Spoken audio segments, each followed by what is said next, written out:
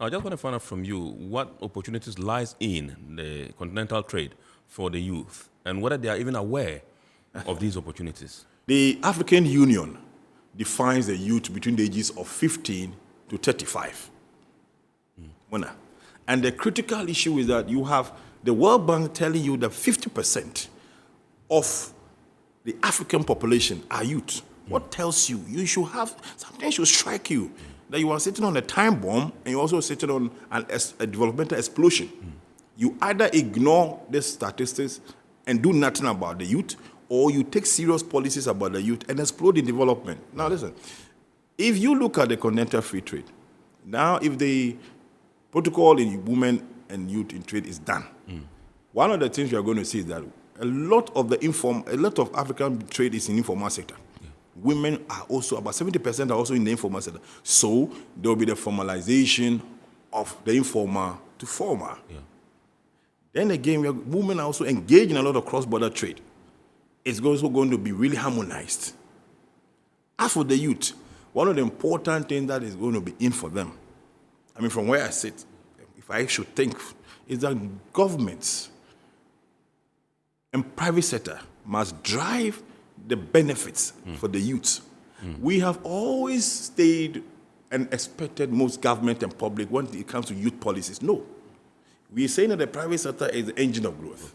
We need to, the private sector should set policies and structure so that it become a system where the youth can really play in and benefit. The private sector sometimes have ad hoc programs for the youth. No, the youth are not interested in this kind of program. They want permanent transformation whereby they can make genuine incomes from that. And so the benefit is going. So you realize that if you look at the vision of this after Secretary General, he is really himself is a youth, and he's really have the interest of the youth at heart.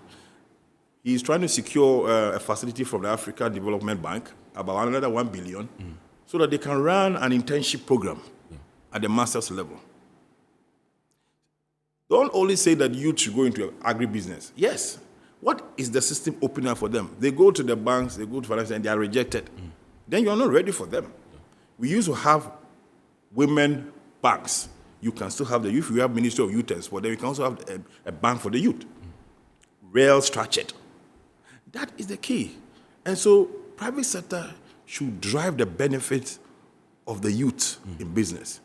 I'm saying we should avoid ad hoc. Ad hoc, and ad hoc are, for example, announcements, 3-month short-term policies. You have a system that is running so that even without telling any youth, they know that this system says this when I go this way, this that way. And I think that is one of the critical areas that the private sector can drive. Because if you take AfCFTA, my dear friend, AfCFTA is not just about trading goods. AfCFTA is looking at broadly. Right. Example, creative industry. The creative industry, AfCFTA Bank laid about $500 million currently to assist those who want to go into the creative industries. But there are not many formalized institutions or companies there. The youth can take interest because that is where talent mobility is. I tell you, we buy so many, we buy so many, those they say DVDs and VCDs. We subscribe so many and pay. Forget not, when you are enjoying music on YouTube and what have you, you are buying data, money. Calculate the amount of money you buy from this data. It is what the person who is engaged in that industry is going to earn. That content creation, Content creation. So we need some of the youth who have the talent to really receive that kind of guidelines, the system. In other words, in a system, our property, intellectual property rights is working well. Our data protection is working well. So that if I am a musician and I come out with an album, that album should be able to bring me royalties throughout the year, even if I don't produce any album. Because the system allows such that my property right, intellectual property, is recognized and it's appreciated and it's not trampled upon. But if you come to the system where all these are missing, you have to get somebody who goes into maybe music and acting on music, and then 1, 2, 3, you don't see him again. But you could see his music being played elsewhere. You could see his videos being showed elsewhere, his films being shown. Those who are showing the film, do they know that they have to pay something? Right. So creative industry is also there. So the youth Issues of copyright. issues of copyright. So you see, I'm only enumerating few. Yeah. So the youth are tired of going to this, going to that, going to this, going to that. They want to hear the system which is in place for them. Right. And they will fall in. There are thousands of ideas that the youth are, thousands. We were here when a team from Botswana, no, I think Zimbabwe, they were youth. They won $200,000 for the Kofi Annan ICT challenge. Right. They have fantastic ideas. If you know the number of apps that most youths in Africa have developed on Google Play, you'll be amazed. Where has it gone to? In fact, the first time the African Continental Free Trade app, it was developed by a friend of mine who is in Kigali. Right. Rwanda. Rwanda, currently, the one who developed the website of the African continent, it's a Ghanaian. Right. The website, the current website the AfCFTA is using, it's developed, it's done by a Ghanaian. Wow. And that is good news. Yeah. So the youth are ready. The system is just not prepared. To give them those opportunities and get them to. And we to are move. supposed to do, the private sector this time around should inculcate it as a very pure agenda and support the public sector and support government. Government have the bigger opportunity, but private sector has a lot to play. After all, we want to see these youths playing a transformation within our sectors. Right. Don't you think that it's about time we start engaging youth groups? We have what we call the Ghana Chamber of Youth Entrepreneurs, being run by Mr. Sharif Gali, and his team, and we have others also, and you just mentioned also the fact that we have a lot of Ghanaian youth who are into the development of applications, not even only in Ghana, but Africa, and they can play a very key role in the scheme of things as far as AfCFTA is concerned. Tell us about what the Ghanaian youth that is sitting out there and watching this show should be doing to actively get involved, in the AfCFTA thing.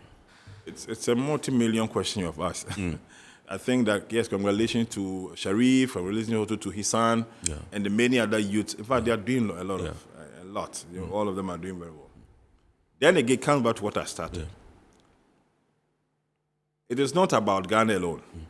We need to have very pragmatic systems, number one. The youth who is listening to me should identify, one, the talent and skills. Transform that talent and skills into a product you want to trade in. That talent, that product, then look for the market for that product. It can be a good, it can be a service.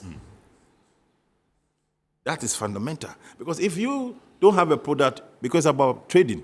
So if you have a skill, you transform into a product, maybe it's about invention. Let's use the time that COVID came. The time that COVID came, you had people coming out to inventions. So like some of the young people came with this hand washing machines and what have you. That was fantastic. Somebody like that, what do you do for the person? Should the machine end with, I'm not hearing of them currently.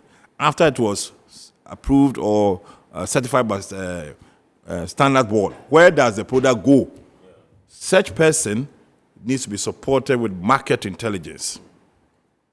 Then how, until the commodity goes to the consumer, every process that is being organized to help the youth hasn't ended. Right. And that is where most African systems fail. They identify one way and leave the youth, and then some become very stale, some don't move forward. Make sure that all the various chains, all the various procedures and processes by which they can be self-sustainable is really, really open up. So, for example, if I am a musician, I've come out with a product, I know that, look, there is a creative, the tourism ministry, or there's that creative space, private sector. I go to record it, I have a marketing, it goes to that channel, I know the royalties I'm receiving, I followed it up, I pay my tax. I know that this is a system. Right. I want to go into agribusiness. Maybe I want to go into a value chain in coconuts. Identify. Maybe I might not be. And one of the things I'm telling the youth is that you don't have to be an exporter necessarily. You have to be part of the exportable chain. Right.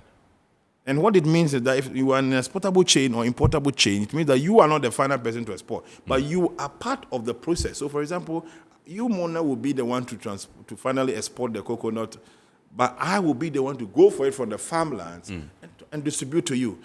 Remember, distribution services is one of the the component of trading services and after, even though it is not fully liberalized. Yeah. So the distribution services, environmental services are key. Even cultural services are going to be a part. So that the youth has so many options.